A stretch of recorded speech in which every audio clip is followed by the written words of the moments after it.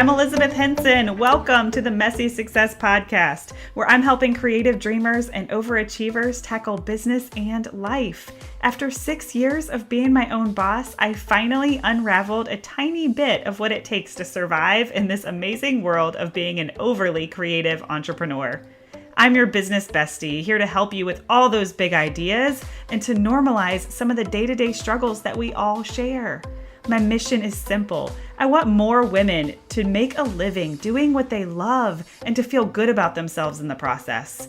The best way to start? We can't do it alone. So welcome. I hope you'll hang out with me here where it's totally okay to be messy.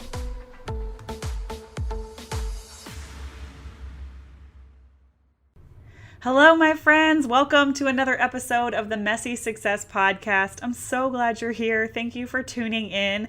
This is going to be a fun episode. Today, I'm going to tell you all the nitty-gritty details behind the launch of my podcast. So this is actually something that I get asked quite often. How did you launch the podcast? How did your launch go so well? Everything looked so legit, so put together. All that good stuff. You had so many listeners right off the bat. I've had this question so many times.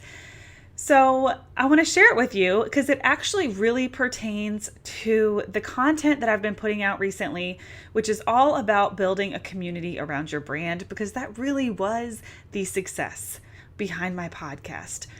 It was the first time that I didn't wing a project, so I did have a lot more intention behind it. I was very strategic with my branding for the podcast, creating the webpage for the podcast, making sure my show notes were put together. I was very, very intentional with this project. And I, started working on it in February of 2018.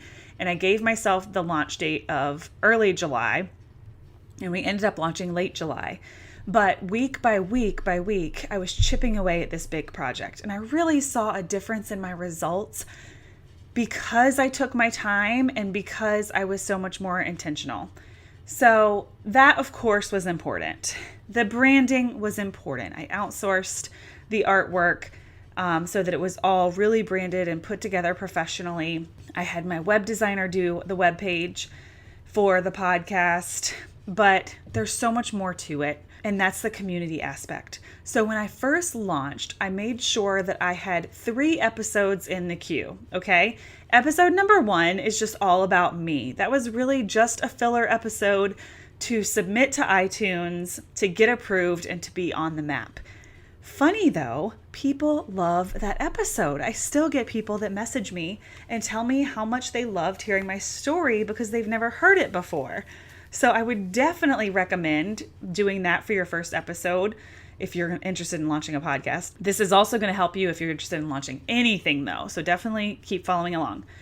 So the second episode was a very juicy episode that had 3 guests. So I put a lot of work into this episode. So I had interviewed 3 of my friends talking about how relationships can leverage your success. But because I had 3 guests in that one episode, that was 3 people directly from my community that were excited to promote this podcast episode. So those 3 plus me, now you've got 4 people right off the bat that are talking about the podcast when you launch it. And then the third episode was very nitty-gritty, kind of some of my unpopular beliefs about Instagram and unfollowing and, just a lot of my core values, but a little bit dramatic, offbeat, not your typical Instagram tips kind of thing, right? So that way, when it came time for launch day, I had my story, I had my relationship episode that had 3 of my friends that were all armed and ready to help me launch the podcast. And then I had an episode that really aligned with my core values that I thought could hook listeners on my beliefs. So that was step 1. But I want you guys to know that at the time of my podcast, I probably had less than 300 on my email list. My audience is, I consider to be a blessing, but what some people would consider small. I think at the time it was 2,500 on Instagram, maybe even lower. I don't have this huge audience. I don't have this sexy 10K on Instagram that everybody wants. I have a very normal, everyday business owner, type of audience, and hardly even an email list. I didn't pay for any Facebook ads when I launched the podcast. It was really all about my community. I launched a Facebook group before the podcast actually was live so that they were ready to listen. I shared my intro with them as I was making it. I shared some behind the scenes of the interviews to help them get interested. But it wasn't like I decided to launch a podcast and then said, oh gosh, I need a community. So I already had the community, right? I just had to leverage them to help me on this project that I knew they would be just as passionate about as I was, because it was so deeply rooted in my core values, right? So if you're launching a big project, it doesn't have to be a podcast. Maybe it's just a blog or a blog post, or maybe you're launching a course, or maybe you're doing a workshop, or maybe you just want more business. The community aspect of it is priceless and so much more important than the number, right? That number on Instagram means nothing if those are not the type of people that will advocate for you. And what I noticed with the podcast is that people were sharing it. You can go to my Instagram and see my highlights from the podcast, and people are constantly sharing it for me, and I didn't have to ask for that. That is just my amazing audience, you guys, that I'm just so incredibly grateful for. But it wasn't like the community came secondary. I worked hard to build a community over the last 6 years that I built my business. And that's why sharing the journey is so important, that we can't just show up one day, hey guys, I've got this podcast and it's really awesome, and expect this huge community to follow. We've got to be doing the legwork the entire way, especially when we're the most vulnerable. So when I first started my business and I was sharing every little nitty gritty detail, like the first time I got sunflare, every new lens I bought, I shared everything along the way. That's why people earned their trust in me, because I was vulnerable. And I was like, I'm not perfect. I'm just learning, right?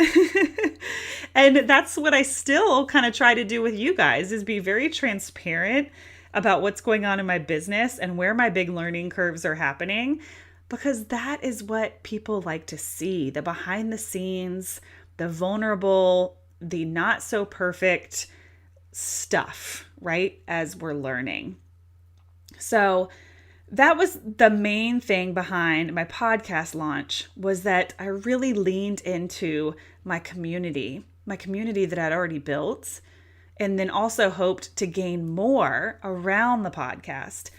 But they share it for me. And everybody needs that, especially if you don't have thousands of dollars and perfect copy, to spend on Facebook ads. But if you have real humans that will advocate for you, that will add up little by little by little, and it will convert into sales, and it will help you with your business growth. So it's all about the relationships, and it's all about the trust. So let's talk a little bit about those relationships and how we get there. So I already mentioned, sharing your journey and your truth in the exact moments that you're in it, right? Okay, maybe not the exact moments, but sometimes you can rewind and you can talk about a learning curve. So you can talk about something that was hard. Like, it wouldn't really make sense for me to talk about the podcast launch when it happened, because I didn't really know if it was going to be a flop or be successful. But now that I can look back on it and say this was successful because the numbers are showing me that it was successful, the people, the audience is showing me that they love it. Even if it's not the biggest audience in the world, they love it and it's helping people, right? The numbers, the data is showing me that. So sometimes you do need that to go back and reflect and talk about the growing pains, right? But the sharing in the moment, sharing the journey, being vulnerable, telling people what's going on, being excited about every milestone is huge. I know we sit back behind our computer screens and we just hope for perfect, and we just hope that we show up with this perfect, shiny, sparkly desk, right? But that's not really real. And people like to see what's real. People like to see what's authentic. So sharing the journey, I truly believe, is step one in building your successful relationships and getting their trust, right? How do we get people to trust us? Well, ask yourself that question. What qualities make you trust somebody? For me, if they care about me or give a crap about me, I'm going to trust them so much faster. So our audience, our community has to know that we care about them, right? It can't just be all about us. Come follow me, come listen to me. They need to know why and how it's going to help them.